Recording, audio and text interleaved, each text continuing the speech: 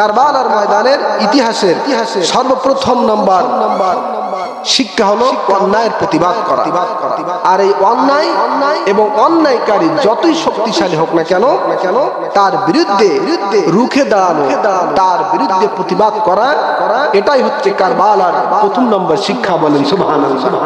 তার কারণ আল্লাহ পাক কোরআন কারীমের মধ্যে বলেন, কুনতুম খায়রা উম্মাতিন উখরিজাত লিন-নাসি তা'মুরুনা বিল মা'রুফি ওয়া তানহাউনা 'আনিল মুনকার وتنهون عن المنكر وتؤمنون بالله।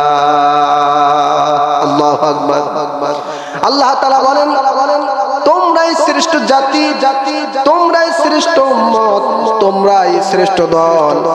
তোমাদেরকে বের করা হয়েছে উখরিজাত লিন-নাস, মানুষের কল্যাণের জন্য। সুতরাং তোমাদের দায়িত্ব থাকবে তিনটা। তোমরা মানুষদেরকে সৎ কাজের আদেশ দিবে, অসৎ কাজের নিষেধ করবে, এবং ওয়াতুমিনুনা বিল্লাহ, আমি আল্লাহ তাআলার প্রতি দৃঢ় ঈমান রাখবে। সুবহানাল্লাহ। এই তিনটা কাজ করতে পারলেই তোমরা হয়ে যাবে শ্রেষ্ঠ জাতি, শ্রেষ্ঠ উম্মাত। বলেন সুবহানাল্লাহ। প্রিয় বাবাজিরা আমার, তাহলে আল্লাহর কোরআনের এই আয়াত থেকে আমরা জানতে পারলাম সৎ কাজের আদেশ দেওয়া এবং অসৎ কাজের নিষেধ করা এটা আল্লাহর নির্দেশ। কার নির্দেশ? জোরে বলেন। আল্লাহ পাকের নির্দেশ। তবে সৎ কাজের আদেশ দেওয়া, উপদেশ দেওয়া এটা অনেক সহজ, কিন্তু অসৎ কাজের নিষেধ করা, বাধা দেওয়া এটা অত্যন্ত কঠিন। ঠিক কিনা বলুন? যেমন আপনি যদি কোনো মানুষকে বলেন, ভাই আপনি নামাজ পড়েন না, আসেন নামাজে যাই, যদি বলেন আপনি রোজা রাখুন, যদি বলেন আপনি কোরআন তেলাওয়াত করুন, তাসবিহ তাহলিল পড়ুন, জিকির আজকার করুন, দেখবেন ওই মানুষটা আপনাকে অত্যন্ত ভালোবাসবে এবং মন থেকেই ভালোবাসবে এবং মানুষের সাথে বলবে যে এই মানুষটা অনেক ভালো, এই হুজুরটাও অনেক ভালো, মানুষের কাছে প্রচার করবে। কিন্তু আপনি যখন বলবেন, ভাই আপনি যে সুদ খান, সুদটা খেয়েন না, সারা জীবন তো বাঁচবেন না, সুদটা বন্ধ করেন। আপনি যে বিড়ি খান, বিড়ি খাওয়াটা বন্ধ করেন। আপনি যে নামাজের সময় ক্যালামবোর্ড খেলেন, তাস খেলেন, এগুলো বন্ধ করেন। আপনি যে বিভিন্ন শরিয়াত বিরোধী কাজ, সুদ, ঘুষ, জেনা, ব্যভিচার, অনাচার, অত্যাচার, জুলুম, নির্যাতন, অন্যায়ের সম্পদ নষ্ট করেন, এগুলো সব বাদ দেন। একটু জবান খুলে বলুন, এই কথাগুলো কারোর সাথে বললে সে কি আমার প্রতি খুশি হবে? বলেন। সে তো খুশি হবেই না, বরং আমার বিরুদ্ধে, আপনার বিরুদ্ধে এই সঠিক কথাগুলো বলার জন্য কিভাবে আপনাকে ষড়যন্ত্রে ফেলা যায়, কিভাবে আপনাকে বিপদের মুখোমুখি ফেলা যায়, কিভাবে আপনাকে সমালোচনার পাত্র বানানো যায়, সেই পায়তারা সে সবসময় করবে। ঠিক কিনা বলুন? কারণ কি? কারণ হচ্ছে আপনি অন্যায়ের প্রতিবাদ করতেছেন। এটাই হচ্ছে কারণ। জন্য বলি যে সৎ কাজের আদেশ দেওয়া এটা অত্যন্ত সহজ, কিন্তু অন্যায়ের, অসৎ কাজের নিষেধ করা এটা অত্যন্ত কঠিন। সৎ কাজের আদেশ দিলে মানুষ আপনাকে মাথায় তুলে রাখবে, আর অসৎ কাজ থেকে যখন আপনি বারবার নিষেধ করবেন তখন আপনাকে মানুষ মাথায় তো রাখবেন না, বরং পায়ের তলায়ও রাখবে না, পায়ের তলায় পড়লেও ফিসে আপনাকে মেরে ফেলার চেষ্টা করবে। ঠিক কিনা বলুন? সম্মানিত হাজিরিন, এভাবে করে যুগে যুগে যারাই অন্যায়ের প্রতিবাদ করতে এসেছে তাদের পিঠের চামড়া থাকতো না, তাদের জেল জুলুম, তাদের অত্যাচারের অভাব হতো না, মানুষের কাছে সমালোচনার অভাব হতো না।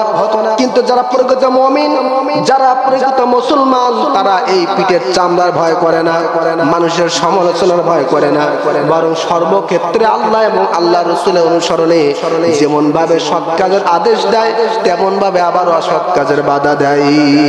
সুবহানাল্লাহ। তার কারণ নবীজি বলেছেন, মান রাআ মিনকুম মুনকারান ফালিগাইয়িরহু বিয়াদিহি ফাইন লাম ইস্তাতি' ফাবিলিসানিহি ফাইন লাম ইস্তাতি' ফাবিকলবিহি ওয়া যালিকা আযআফুল ঈমান। সুবহানাল্লাহ। আল্লাহর হাবিব বলেন, আমার উম্মতরা ভালো করে শোনো, তোমাদের তোমাদের সামনে যখন কোনো অন্যায় কাজ আসবে, শরিয়াত বিরোধী কাজ আসবে, যখন তোমরা এগুলো দেখতে পাবে, সুদ ঘুষ জেনা ব্যভিচার, এরপরে মারামারি কাটাকাটি, অন্যের সম্পদ আত্মসাৎকারী, এ সমস্ত যখন শরিয়াত বিরোধী কাজগুলো তোমাদের সামনে আসবে, তখন তোমরা শক্ত হাতে নিজের হাতে সেটা বাধা প্রদান করবে। সুবহানাল্লাহ। কে বলেছেন? আল্লাহর হাবিব সাল্লাল্লাহু আলাইহি ওয়াসাল্লাম। নবীজি বলছেন, যদি হাত দিয়ে বাধা না দিতে পারো তাহলে জবান দিয়ে বাধা দাও, যদি তাও যদি না করতে পারো তাহলে তুমি তোমার অন্তর থেকে সেই অন্যায় কাজটা তুমি ঘৃণা করো। সুবহানাল্লাহ। অর্থাৎ অন্যায় দেখলেই তিনটা যে কোনো একটা করতেই হবে সক্ষমতা অনুযায়ী, ঠিক কিনা বলুন? তাহলে অন্যায়, অত্যাচার, জুলুম, নির্যাতন আসলে চুপ করে মুমিন বসে থাকবে না, বরং কারবালার ইতিহাস থেকে শিক্ষা গ্রহণ করে ইমাম হুসাইন রাদিয়াল্লাহু তাআলা আনহুর মতো অন্যায়ের প্রতিবাদ করতে যে যদি নিজের জীবনটা চলে যায়, গর্দান যদি আলাদা হয়ে যায়, তারপরও নিজের জীবন চলে যাবে, তারপরও অন্যায়ের প্রতিবাদ এটা বন্ধ করবে না, অন্যায়ের প্রতিবাদ করতেই থাকবে। সুবহানাল্লাহ। সম্মানিত হাজিরিন, তাহলে এই মহান কারবালার ঐতিহাসিক ঘটনা থেকে, ইতিহাস থেকে আমাদের প্রথম নাম্বার শিক্ষা হলো, সমাজের মধ্যে যদি কোনো অন্যায় কাজ আমরা দেখি, সঙ্গে সঙ্গে ইমাম হুসাইনের সৈনিক হিসাবে সেটা আমরা বাধা প্রদান করব। পারবো তো ইনশাআল্লাহ? সে ভালো বলুক আর না বলুক, সে আপনাকে পছন্দ করুক আর না করুক, অন্যায় আসলেই হক কথা বলতেই হবে, ঠিক কিনা বলুন?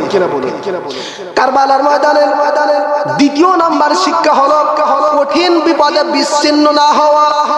যতই বিপদ আপদ আসুক না কেন একত্রিত থাকা, এটা হচ্ছে কারবালার ময়দানের দ্বিতীয় নাম্বার শিক্ষা।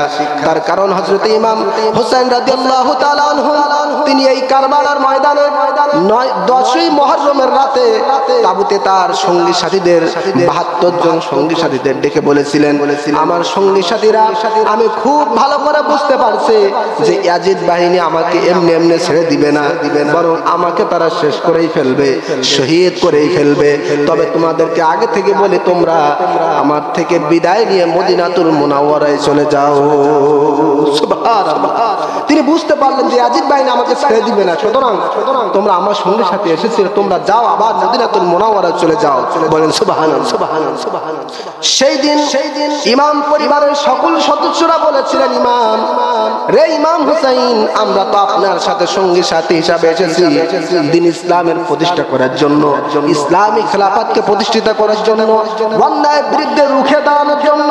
সুতরাং এই কঠিন বিপদের সময় আপনাকে আমরা রেখে আমরা তো বাড়িতে ফিরে যেতে পারি না, বরং যদি ইয়াজিদ বাহিনীর সাথে আমাদের প্রত্যেকের জীবন চলে যায়, তারপরও আমরা জীবন উৎসর্গ করব, কিন্তু কখনো পিছনে চলে যাব না। সুবহানাল্লাহ।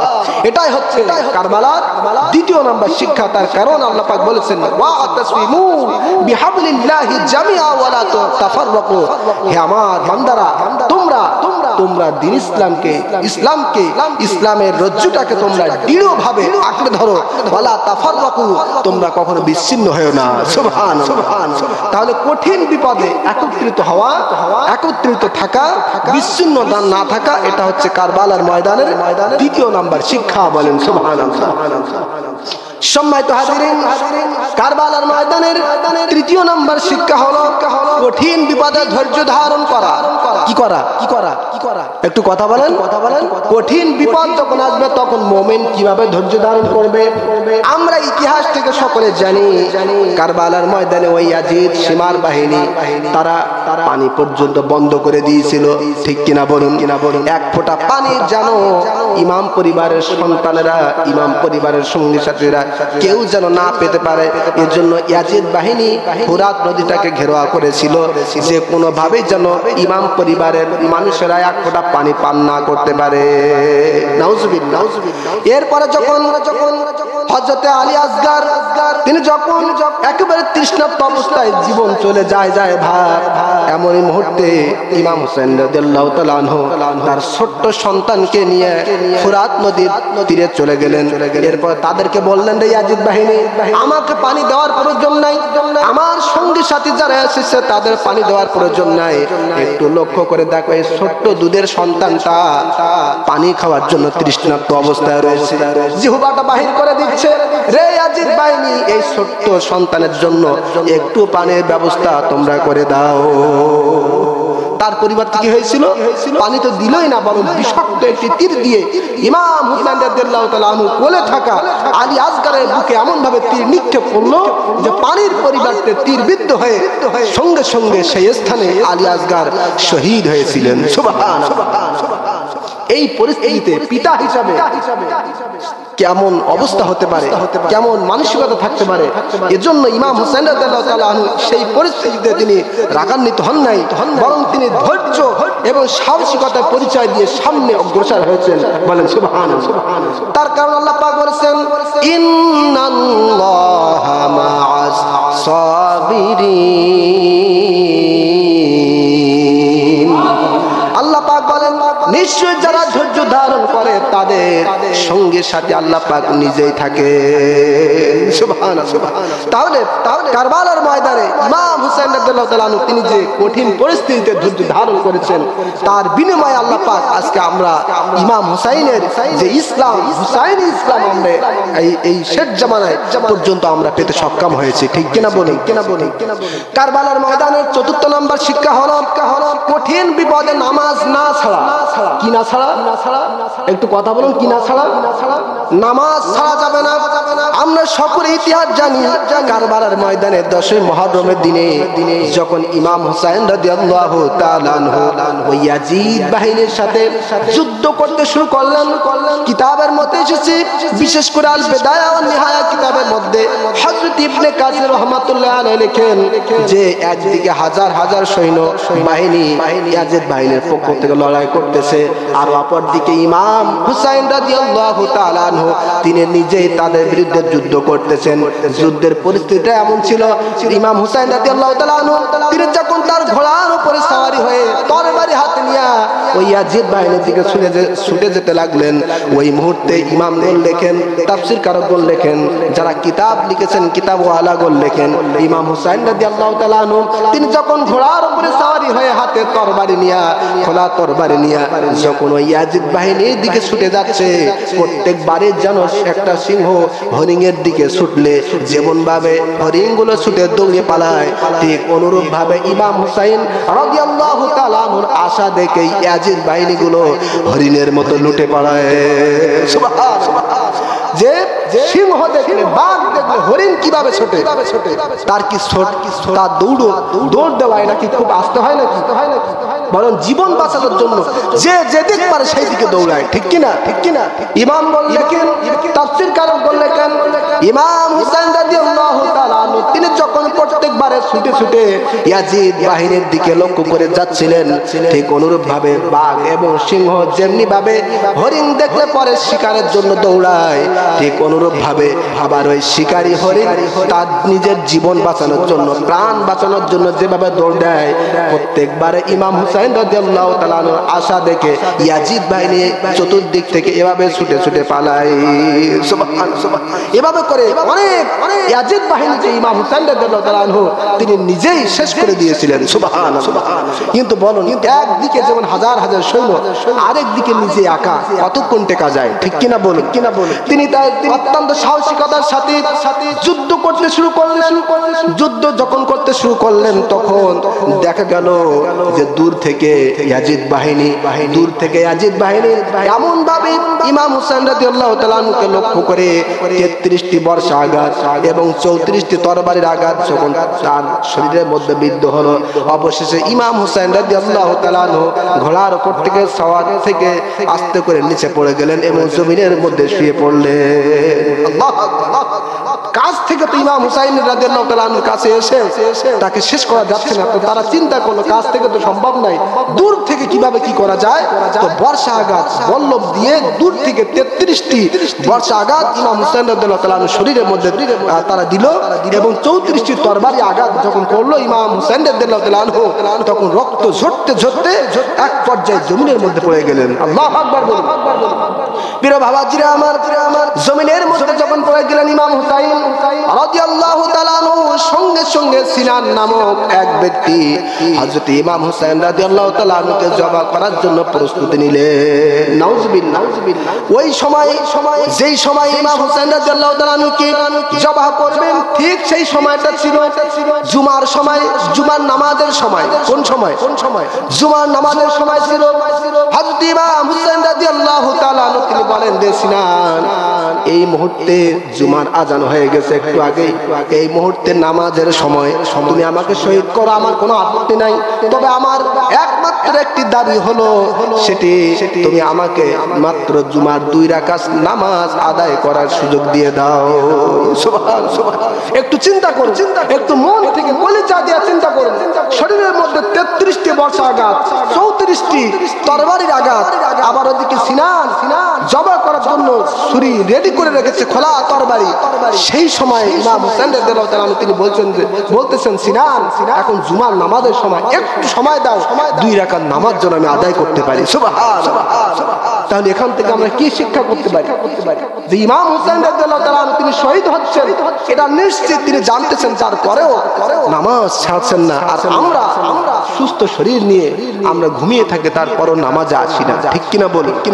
সম্মানিত হাজিরিন, এজন্য আমরা যদি সত্যিকারের মুসলমান হই, সত্যিকারের ইমাম হুসাইনের সৈনিক হই, তাহলে আমাদের সামনে যতই বিপদ আপদ বালা মুসিবত আসুক না কেন, আমরা আগেই নামাজটা আদায় করব। ঠিক কিনা?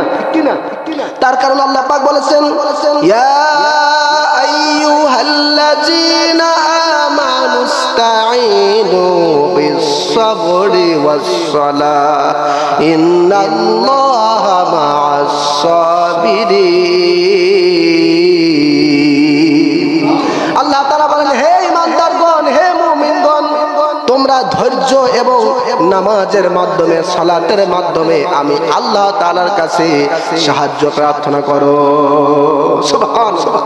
কারবালার ময়দানে ইমাম হুসাইন রাদিয়াল্লাহু তাআলা আনহু তিনি যেমনি ভাবে নামাজের মাধ্যমে আল্লাহ তাআলার কাছে সাহায্য প্রার্থনা চাইছেন, আবার তেমনি ভাবে তিনি উত্তম ধৈর্য ধারণ করেছেন, যেই কারণে তার শাহাদাতের মাধ্যমে আল্লাহ পাক আজও পর্যন্ত এবং কিয়ামত পর্যন্ত দ্বীন ইসলামের আলো জ্বালিয়ে রাখবেন। সম্মানিত হাজিরিন, এজন্য কারবালার ময়দানের 4র্থ নাম্বার শিক্ষা হলো, কঠিন বিপদ আসলেও আমরা কেউ নামাজ ছাড়বো না। পারবো তো ইনশাআল্লাহ? আর কারবালার 5ম নাম্বার শিক্ষা হলো, সর্বক্ষণ আহলে বায়তের প্রতি মন ভরে দৃঢ়ভাবে মুহাব্বত ভালোবাসা রাখা। সুবহানাল্লাহ। আহলে বায়ত কারা? নবীজি চিহ্নিত করেছেন যে আহলে বায়ত হচ্ছে হযরত আলী, হযরত ফাতেমা, হযরত ইমাম হাসান এবং হুসাইন। বলেন সুবহানাল্লাহ। এনারাই হচ্ছে আহলে বায়তের অন্তর্ভুক্ত। সুতরাং তাদেরকে ভালোবাসা মানে নবীজির ভালোবাসা, তাদেরকে ভালোবাসা মানে আল্লাহ তাআলাকেই ভালোবাসা। সুবহানাল্লাহ। তার কারণ আল্লাহ পাক বলেন, কুল্লা আসআলুকুম আলাইহি আজরান ইল্লাল মাওয়াদ্দাতা ফিল কুরবা। আল্লাহু আকবার। আল্লাহ তাআলা বলেন, হাবিব, আপনি দুনিয়ার মানুষদেরকে বলুন, আমি যে দ্বীন ইসলামের প্রচার করেছি, ইসলামের দাওয়াত দিয়েছি, মার খেয়েছি, জুলুম নির্যাতন সহ্য করেছি, তার বিনিময়ে আমি কিছুই চাই না। আমি তোমাদের কাছে চাই যে আমার আহলে বায়ত যারা, তাদের সাথে তোমরা ভালো ব্যবহার করবে। সুবহানাল্লাহ। আমাদের নবীজি দ্বীন ইসলামের দাওয়াত দিতে যে কত রক্তাক্ত হয়েছেন, ঠিক কিনা বলুন? কত নির্যাতন সহ্য করেছেন। নবীজি বলেছেন, আমি এর বিনিময়ে কিছুই চাই না, আমি চাই যে তোমরা আমার আহলে বায়তদের সাথে একটু ভালোবাসবে, একটু মহব্বত করবে, তাদেরকে হৃদয় থেকে মন থেকে ভালোবাসবে। সুবহানাল্লাহ। আর আজকের কারবালার ইতিহাস থেকে আমরা জানি, আমরা এটাই স্পষ্ট জানি যে নবীজি নিজেই বলছেন আহলে বায়ত ইমাম হাসান হুসাইনকে ভালোবাসতে, আর সেই ভালোবাসার পরিবর্তে ইয়াজিদ বাহিনী ইমাম হুসাইনকে শহীদ করেছিল, জবাই করেছিল। ঠিক কিনা বলুন? সম্মানিত হাজিরিন, এজন্য আসুন আমরা এই কারবালার ময়দান থেকে শিক্ষা গ্রহণ করি। কারবালার ময়দানে 1ম নাম্বার শিক্ষা বলেছিলাম যে অন্যায়ের প্রতিবাদ করা। 1ম নাম্বার শিক্ষা কি? একটু কথা বলুন। 1ম নাম্বার শিক্ষা কি? অন্যায়ের প্রতিবাদ করা।